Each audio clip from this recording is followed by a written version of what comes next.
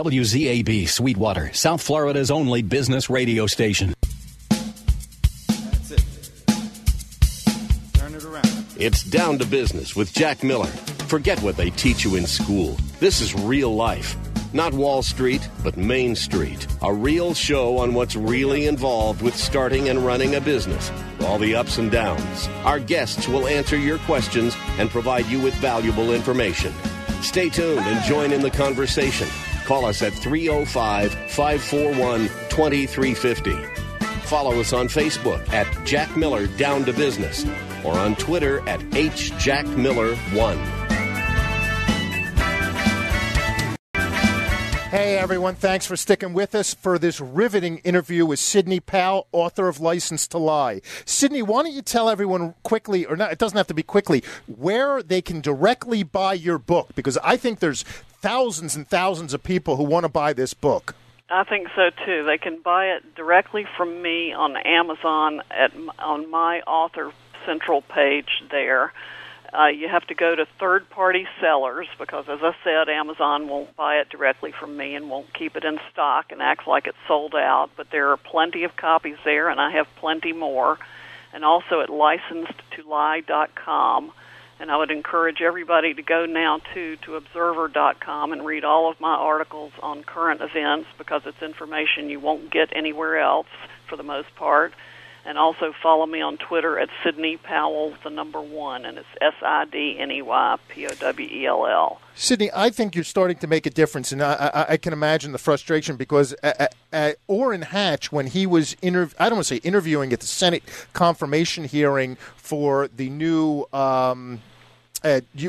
Loretta Lynch, he held up your book and said he read it in a day, and he encouraged her to read it, and he talked about some of the problems. So you are making a difference. You don't let them hold you. I know you. Believe me, I know you're not because you're a tough lady. You're good. But let's jump into what do you think of the Rick Perry situation? I call the indictment a sham and a shame. It's an absolutely ridiculous indictment. The Texas court just dismissed one count of it. I haven't even had a chance to read the entire decision yet, but it's down to one count now, but that count is just as ridiculous as the other count. It's all just a purely political ploy, and he never should have been arraigned. If the judge had done what he should have done, the whole case would have been dismissed. So do you think he's actually going to have to go to trial with it? As it stands right now, that's what they're saying. I don't know. It shouldn't be. Crazy. And what do you think of the Hillary Clinton, I guess, email issue or saga or who knows what it's called, email gate? Yeah. I don't know what it's called. Right. I've got an article about that on theobserver.com, too.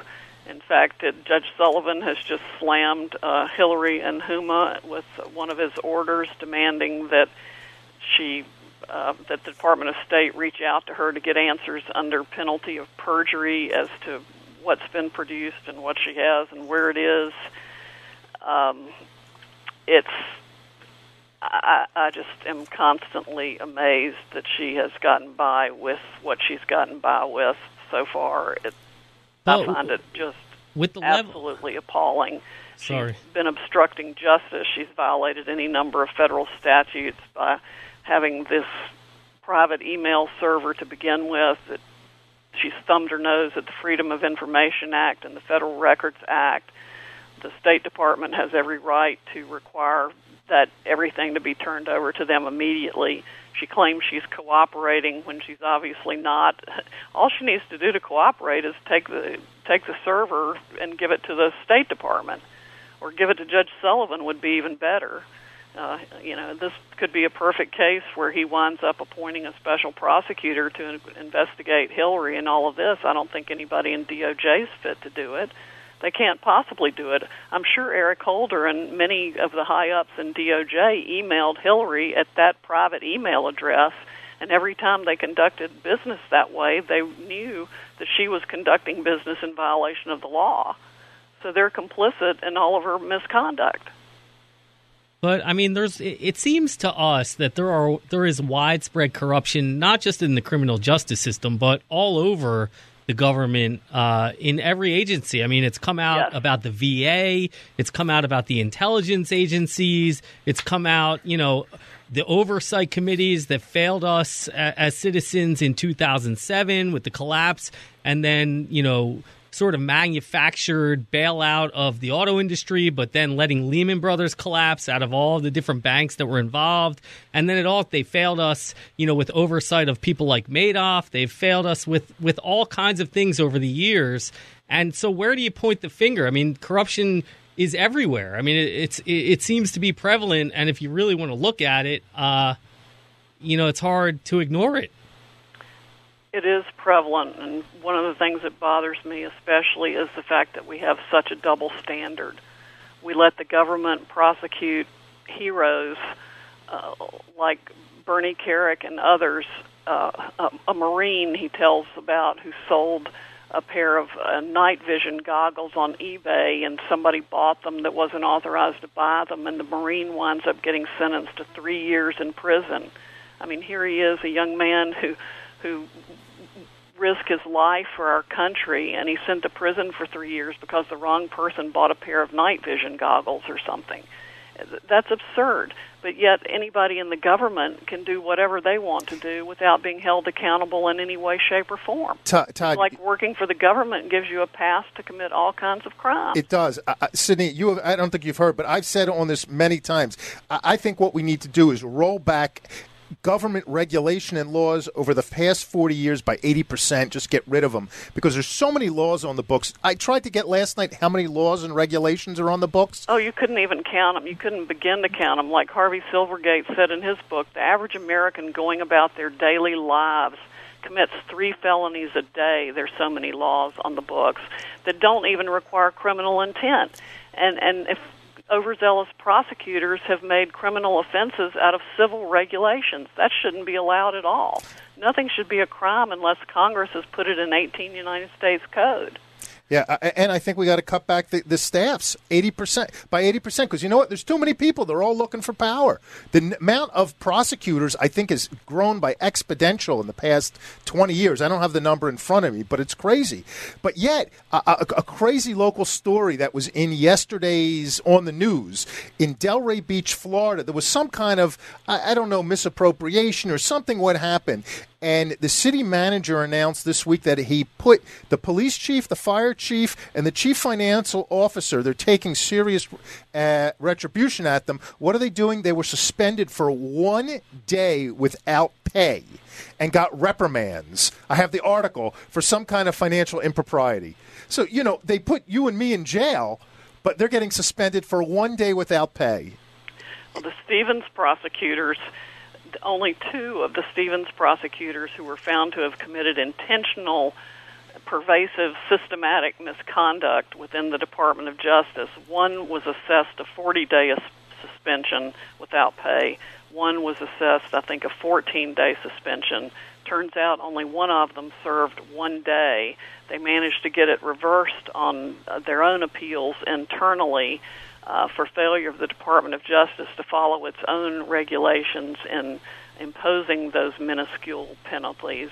And that's all they got for unseating the longest-serving United States senator, dragging him and his family through the expense, humiliation, and outrage of a very public trial while they hid the evidence that showed he was innocent. And 3 of them, I think, still work for the United States Department of Justice, including the 2 that were found to have committed intentional misconduct. It's amazing. This is such a deep issue. Some of the things we're not even talking about is some people who have criminal records, guilty or not guilty, it doesn't matter. They can't get jobs, or they can't get wage-earning jobs. Right. So they're unemployed. They can't get housing. They can't bank. They can't vote. They give up their civil liberties. So this is just an issue that affects the whole country. People's lives get ruined every day. It's amazing. Yes. It is. Sidney, well, I have to ask you, what do you think of the elections? Who you liking? What do you think of Trump? I'd be remiss. Again, I feel like we got a lot of the serious stuff out, and I'm so excited about the debates tonight. I'm not into sports, so to me it's like the Super Bowl. I just can't wait to watch it tonight. But what do you think of the candidates? It will be very interesting to watch it. I think there are a lot of good candidates in this race, and I'm probably more excited about this election than I have been anyone in a long time.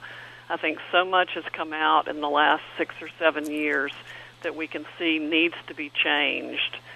That this gives us an opportunity to do that. And I would encourage everyone to pay close attention to the debates. I hope they will be asked questions through the process about criminal justice reform. I think it's one of the top 5 issues facing the country domestically right now, and it's imperative that we get the ball rolling to do something to make the system better. There are lots of solutions that could be enacted very quickly if people will get motivated to do that. And, the more I think about Washington, the more I think we probably need to vote out anybody who's been there more than 2 years. I agree. I have news for you. Abraham Lincoln had a great quote. He said, the best way to get a bad law repealed is to enforce it strictly. And I think that's what's happening now. And I think you said it before. There is a groundswell of bipartisan support for this. We've seen Obama, I think it was actually 2 weeks ago on a Thursday, he was the first sitting president to go to a prison. And you've seen a lot of people on both sides, either teaming up with the Koch brothers. Yeah, but do you know the head of the Bureau of Prisons right now? I think there's a YouTube video on him trying to answer questions in front of Congress. Obama's head of the Bureau of Prisons didn't even know the dimensions of a solitary confinement cell, which is called the box. I've linked that YouTube video in one of my articles because it is absolutely embarrassing. He should be fired. What's amazing, too, is I didn't realize it, I must confess, and your book does an eloquent job of it, but they're putting people in solitary confinement or the hole or the box, just for spite.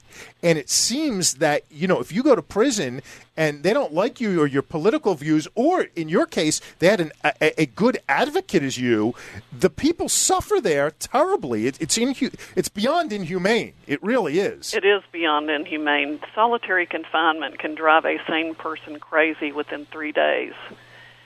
It is inhuman. The ACLU wants to ban it completely. There are situations in which it is entirely appropriate, but that doesn't mean we couldn't make the physical conditions of it better, because you can't expect somebody to act like a human being when they've never been treated like one. And it just makes no sense. It's beyond the pale. They took the young former treasurer of Enron, Ben Glisson, who had done something wrong. He pled guilty. But he refused to cooperate with the government. He refused to say what they demanded that he say, to testify against other people. So even though he pled guilty, when he went to prison, they put him straight into solitary confinement. And they kept him there until he would say whatever the government wanted him to say. And let me